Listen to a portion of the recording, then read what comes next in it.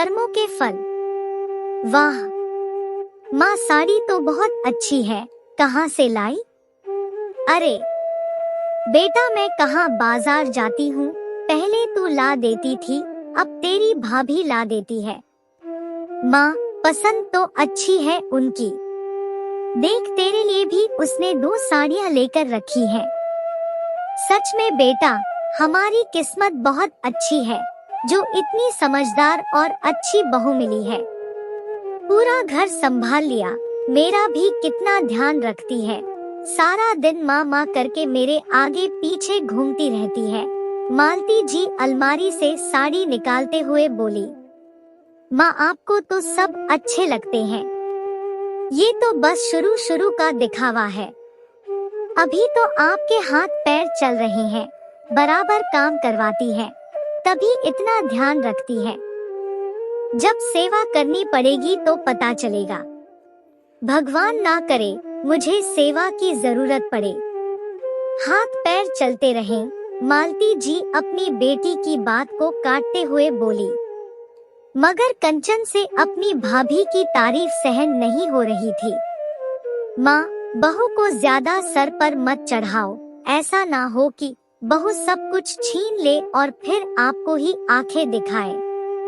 मालती जी को समझ में नहीं आ रहा था कि कंचन ऐसा व्यवहार क्यों कर रही है। जब भी उसकी भाभी का जिक्र होता है वो चिढ़ जाती है। उसका किया हुआ कोई भी काम कंचन को पसंद ही नहीं आता।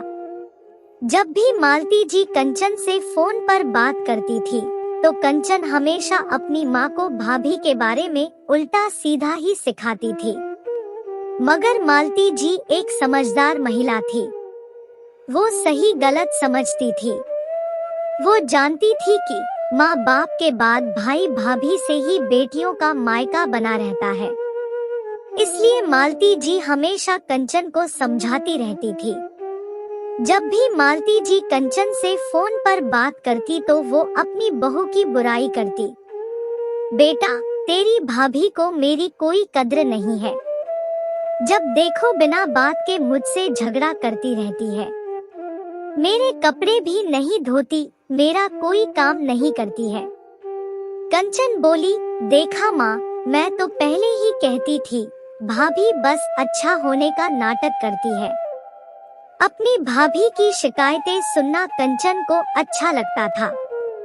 मगर जब मालती जी ये कहती थी कि तेरी भाभी मुझे समय पर खाना नहीं देती तो उसे बुरा भी लगता था अपनी माँ के लिए। एक दिन कंचन ने कहा, माँ आप भाभी को समझाने के लिए भाई से क्यों नहीं कहती? आप हमारी माँ है, उस घर की बड़ी है, आपका ध्यान रखना उनका फर्ज है।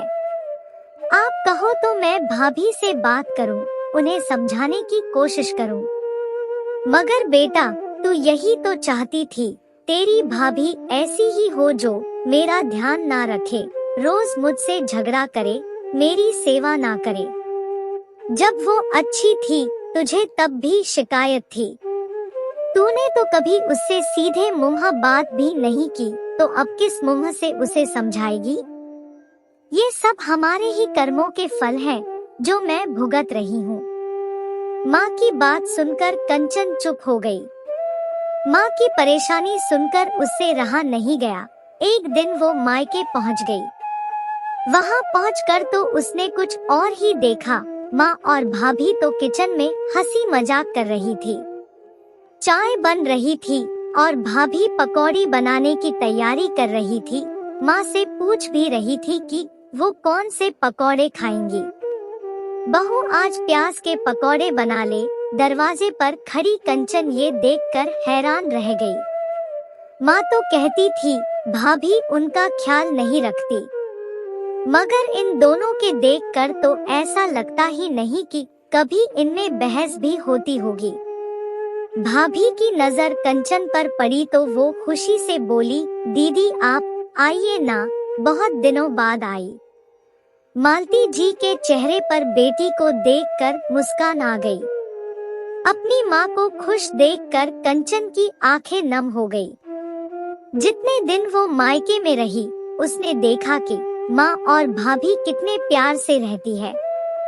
कंचन ने कभी अपनी भाभी से सीधे मुंह बात तक नहीं की थी, फिर भी वो दीदी दीदी करके उसके आगे पीछे ही घूम रही थी। मौका देखकर मालती जी कंचन से बोली, सच बता बेटा, तू यही चाहती थी ना कि तेरी भाभी मेरा ख्याल रखे, तो तू उससे इतनी उखड़ी हुई क्यों रहती थी?